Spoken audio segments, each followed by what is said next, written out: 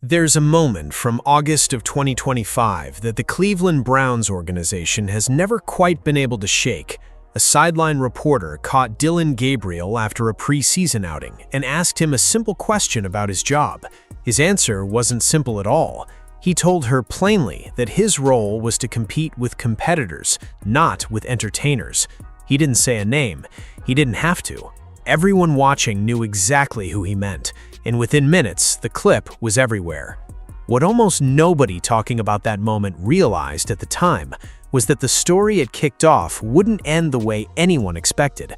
Not the fans who turned it into a meme, not the analysts who treated it as a declaration of war, and maybe not even Gabriel himself. Because nearly a year later, the player who drew that line in the sand is now fighting just to stay in the conversation, and the player he was needling has had a season stranger, messier, and more surprising than either side could have predicted. This is the real story of what happened in that Browns quarterback room, not the version that got flattened into a hot take, the actual one. Go back to that preseason game against the Eagles. Shedeur Sanders wasn't even on the field that day. He was dealing with an oblique injury, which meant Gabriel had the stage to himself, with no rival standing next to him on the sideline. He played well, 13 completions on 18 attempts, solid numbers for a third-round rookie getting extended run. Then came the interview. A reporter asked him about his job security, about the competition at the position, and Gabriel said his role was to compete with the competitors in the room, not with entertainers. It read instantly as a shot at Sanders, the fifth-round pick who'd arrived in Cleveland trailing more media attention, more famous family connections, and more built-in scrutiny than almost any rookie quarterback in recent memory. Gabriel tried to walk it back afterward, saying he meant the media circus in general rather than any one player. Almost nobody bought the walk back at face value. The answer had already done its damage, or its work, depending on which side of the quarterback room you were rooting for. And the most interesting part of what happened next wasn't anything Gabriel did, it was what Sanders didn't do. He didn't call a press conference, he didn't post anything addressing it. By all accounts, he simply got back to work. When people asked him about it later, his answer was some version of, "It doesn't bother him, he knows who he is." Whether or not you buy that as genuine confidence or practiced media training, the silence itself became part of the story, because everything Sanders did after that moment ended up speaking louder than the line that started it. Here's where the narrative most people heard gets flattened. The popular version of this story treats Sanders' rookie season like a slow, inevitable rise, like he simply walked in, outclassed everyone, and the rest of the room had no choice but to get out of his way. The actual numbers tell a more complicated story, and honestly, a more interesting one. Sanders didn't even open the 2025 season as the Browns starter. He began the year third on the depth chart. It was Gabriel who got the first crack at the job, taking over in Week 5 and holding on to it for 6 starts. Gabriel's stat line from that stretch: 937 passing yards, 7 touchdowns, 2 interceptions, and a 1-5 record as a starter. Respectable efficiency numbers paired with a brutal win-loss record, the kind of season that tells you a young quarterback was getting outscored more than outplayed. Sanders only took over because Gabriel suffered a concussion in Week 11. That's not a small detail, it's the entire hinge point of this story. Sanders didn't beat Gabriel for the job in practice or in a head-to-head quarterback competition. He got the opportunity because of an injury, the same way a lot of young quarterbacks get their first real shot in this league. And once he had it, his rookie tape was rougher than the highlight reel version suggests. Over his 7 starts, Sanders went 3-4, completing just over 56% of his passes for 1,400 yards, 7 touchdowns, and 10 interceptions across 8 total appearances. According to NFL Next Gen stats, more than half of his throws came in rhythm, solid, but nearly 19% of his attempts were what's called extended, meaning he held the ball past 4 seconds before throwing, the second highest rate among quarterbacks who played that many snaps, trailing only Lamar Jackson. That hesitation showed up in the numbers that matter most to an offensive line and a head coach. Among the most pressures absorbed on extended dropbacks in the league, and tied for the second most sacks taken specifically on those long developing plays. None of that means Sanders was bad. It means the story is more layered than he arrived and dominated. He was a rookie learning on the fly, behind a roster that wasn't built to make things easy for him, getting thrown into the fire because of someone else's injury rather than his own performance beating out the competition. Here's the part of this story that genuinely surprised people inside and outside the building. In late January, with the Browns season long over, word came down that Sanders would be added to the AFC's Pro Bowl roster, stepping in as a replacement for Patriots quarterback Drake May, who was unavailable after New England advanced to the Super Bowl. Think about what that actually means in context. A fifth-round rookie who didn't even start the season opener, who took over his starting job because of a teammate's concussion, who threw 10 interceptions across 8 games, ended up with a Pro Bowl nod by the end of his first year. He became the first Browns quarterback selected since 2008 and the first fifth-round rookie at any position to earn that honor since a Rams receiver pulled it off back in 2023.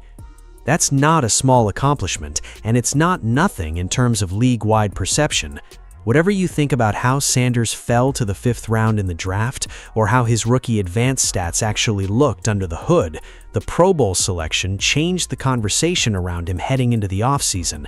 It gave him momentum that no amount of sideline commentary about competitors and entertainers could undo.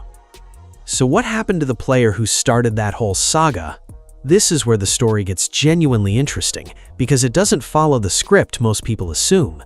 The Browns hired Todd Monken as head coach for the 2026 season, and almost immediately the public framing around the quarterback room shifted away from Gabriel entirely. The dominant storyline heading into this offseason hasn't been Gabriel versus Sanders, it's been Sanders versus Deshaun Watson, the veteran who signed a fully guaranteed 5-year, $230 million contract back in 2022 and is finally healthy again after missing essentially the entire 2025 season, recovering from an Achilles injury. According to Zach Jackson of The Athletic, who has covered this quarterback room closely throughout the spring, he said he feels increasingly confident that Sanders is the frontrunner to win the starting job over Watson this summer, while still describing it as a legitimate ongoing competition rather than something already decided. Monken has been publicly supportive of Sanders' growth since taking the job, and offensive staff have pointed specifically to his footwork and his ability to process through progressions faster than he did as a rookie. Where does that leave Gabriel?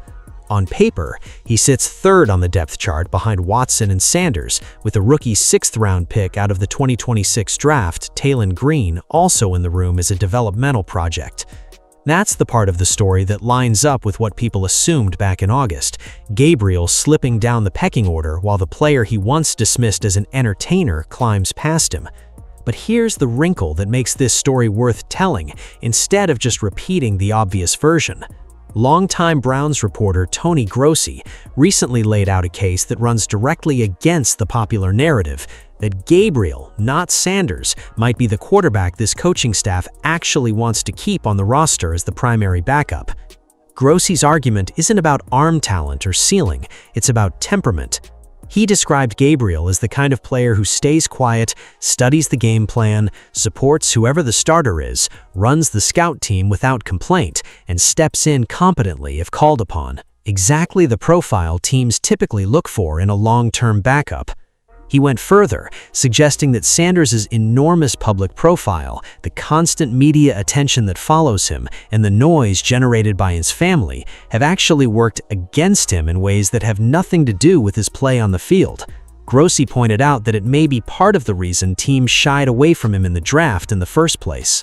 It's worth saying clearly, this is one respected reporter's read on the situation, not a settled organizational decision. The Browns haven't announced any plan to move on from Sanders, and nothing about his Pro Bowl selection or his improved offseason reps suggests the team views him as expendable. But the existence of that argument at all says something important. The story isn't as one-sided as it looked back in August 2025, when Gabriel's comment made him look like the player on his way out, and Sanders looked like the obvious long-term answer. As of right now, the Browns are heading into training camp with 4 quarterbacks in the building and no starter named. Watson and Sanders split first-team reps fairly evenly throughout the spring, with each getting a full day running the starting offense during mandatory minicamp. Monken has been clear publicly that nothing is decided and that the real evaluation begins once the pads come on and the competition moves from scripted drills into live physical practices and preseason games. The Browns chose not to bring in any additional quarterback competition through free agency this offseason, sticking with the trio of Watson, Sanders, and Gabriel, plus the rookie they added in the draft. That decision alone tells you the organization is comfortable letting this play out internally rather than importing an outside answer. Watson's case for the job rests on experience and the kind of off-schedule playmaking ability that can't really be taught, assuming his body holds up, which has been the recurring question of his Cleveland tenure.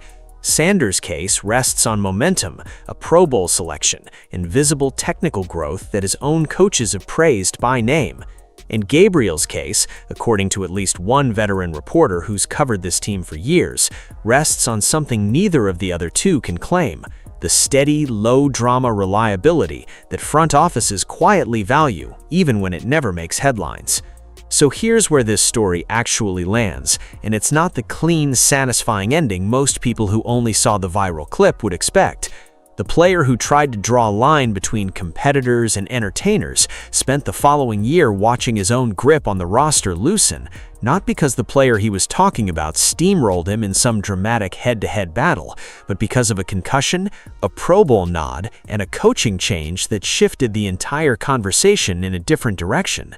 And yet, the player everyone assumed had already won the job hasn't actually won anything yet either. He's heading into training camp in a genuine competition against a quarterback with a $230 million contract and a real argument for the starting job. Meanwhile, the player who supposedly lost this whole saga back in August still has at least one respected voice in the building's orbit, making the case that he might be exactly what this coaching staff wants in the room long-term. Nobody walked away from that sideline interview with a clean win. Not really.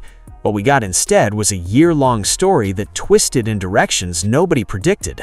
Injuries, awards nobody saw coming, a coaching change that shifted the entire hierarchy, and a quiet backup case nobody expected to hear seriously argued.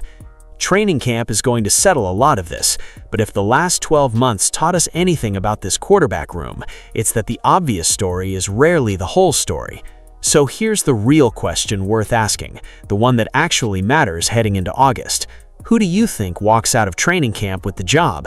And does Gabriel end up being the quietest, smartest decision this franchise makes all year? Drop your take in the comments and don't forget to subscribe, because this Browns quarterback story is far from finished.